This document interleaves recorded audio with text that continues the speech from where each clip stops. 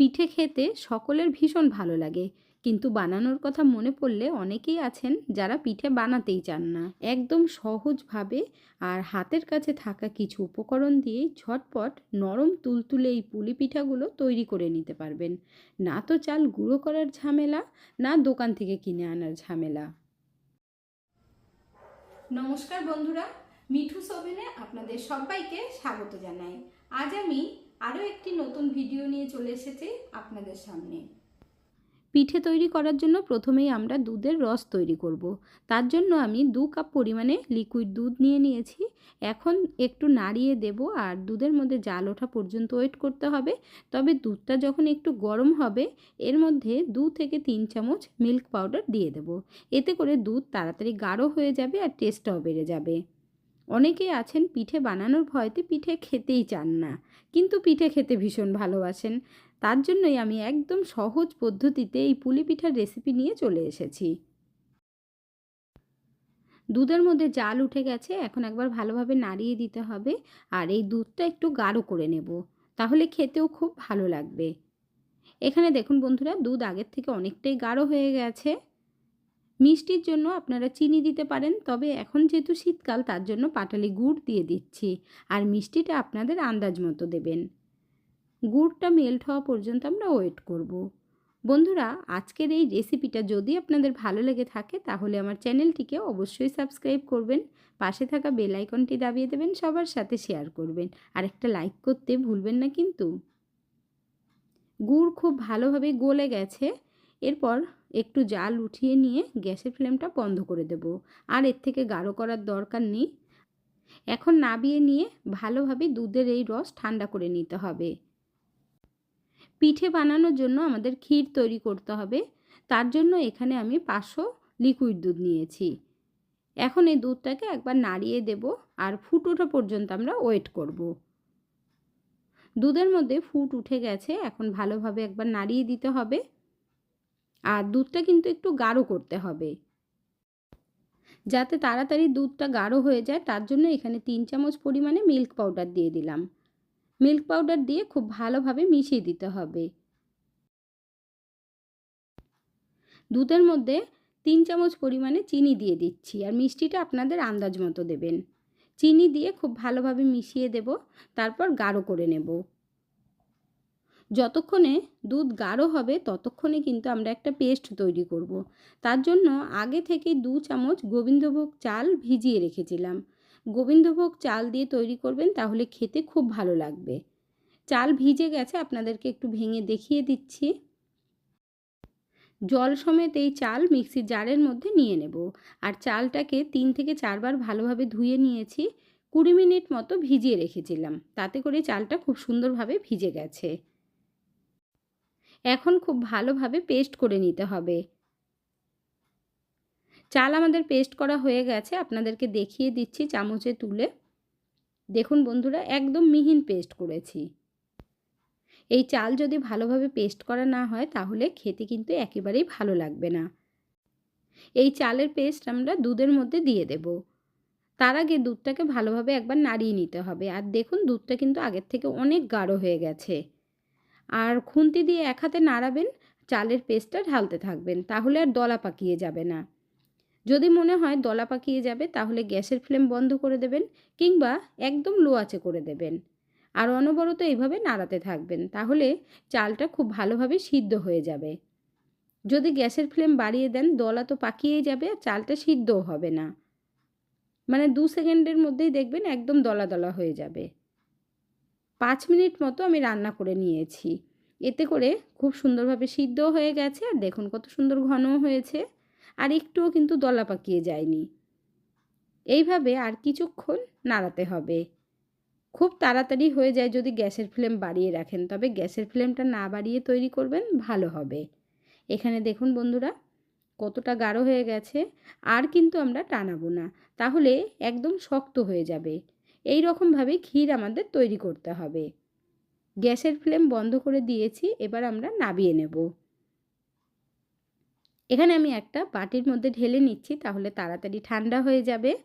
আর ঠান্ডা হবার পর আর একটু গাঢ় হয়ে যাবে।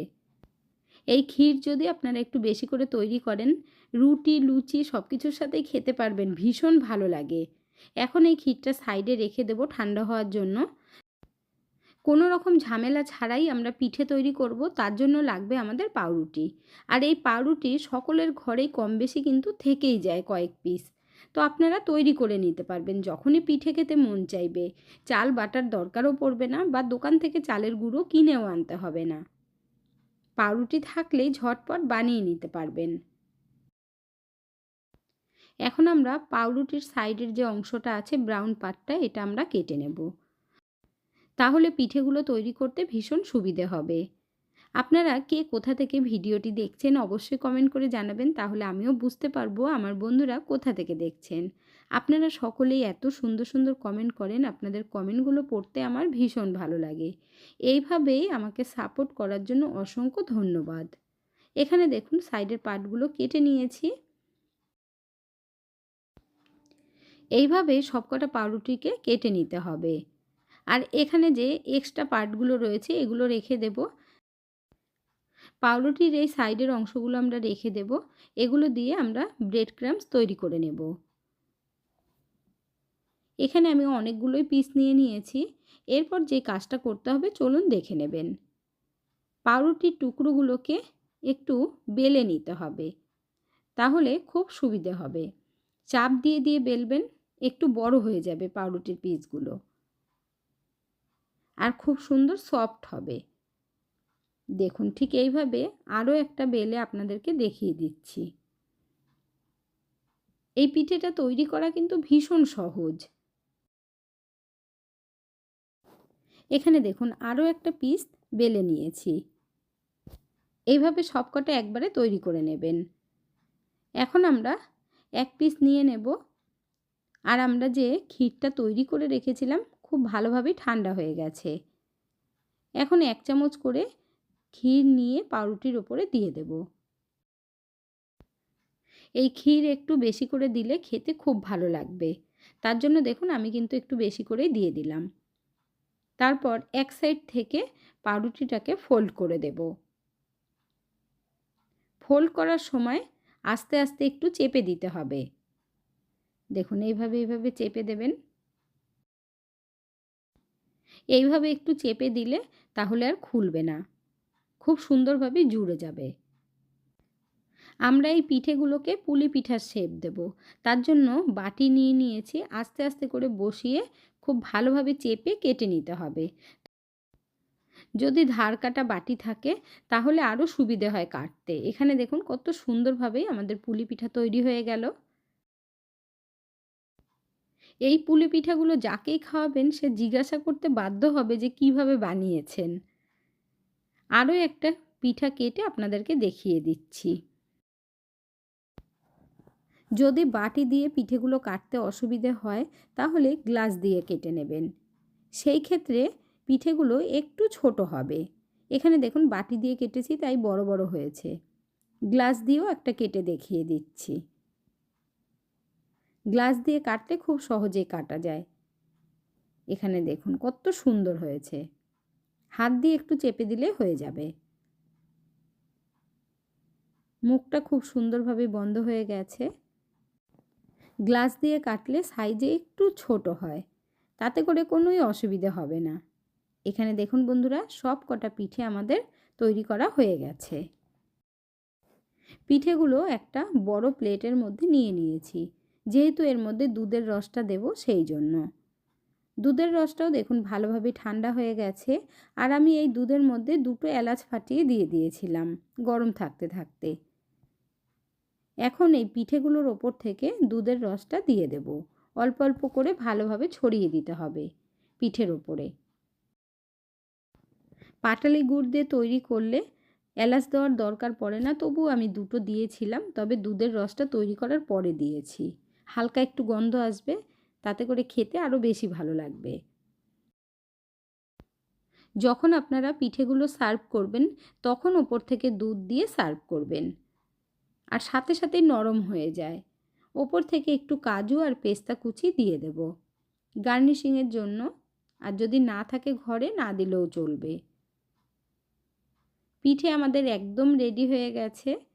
এখন একটা কেটে আপনাদেরকে দেখিয়ে দেব। দেখুন বন্ধুরা কতটা সুন্দর হয়েছে। যখন পিঠেগুলো সার্ভ করবেন তখনই দুধটা দেবেন। পিঠের এই ভিডিওটা দেখার পর আপনাদের কাছে আর পিঠে বানানোর ঝামেলা মনেই হবে না। দেখা মাত্রই ঝটপট বানিয়ে নিতে পারবেন। আজকের ভিডিওটা আপনাদের কাছে কেমন লাগলো অবশ্যই কমেন্ট করে জানাবেন। এতক্ষণ ধৈর্য ধরে ভিডিওটি দেখার জন্য অসংখ্য ধন্যবাদ। ভালো থাকবেন, সুস্থ থাকবেন। দেখা হচ্ছে পরের ভিডিওতে। Thank you.